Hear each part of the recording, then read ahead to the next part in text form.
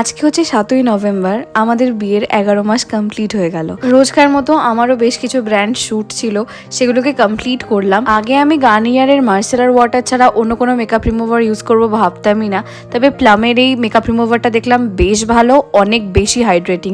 আমার আর নীলের আজকে দিনটা প্রচন্ড হেকটিক কেটেছে, তো রাত 9টার পর নীল ওর কল কমপ্লিট করে ফ্রি হয়েছিল, তাই ওই 9:30টার দিকে আমরা গেছিলাম খড়দারি মিরাকেল অফ স্পাইসেস। প্রথমে তো বাইরেই বসেছিলাম, প্রচন্ড ভালো লাগছিল, এখন তো ঠান্ডা ঠান্ডা পড়েই গেছে। তারপরে ওখানে এত পোকা, আমরা ওপরে গিয়ে তাই বসলাম। আমাদের দুজনেরই জ্বর হয়েছিল, তো শরীরটা একদমই ভালো ছিল না। আজকে আইলাইনারের চাঙ্কি গ্লিটার্স গুলো ওঠেনি যদিও, বাট এই এসিতে বসে না কিছুক্ষণ হাওয়া খেয়ে আমাদের দুজনেরই মাথা ব্যথা করছিল।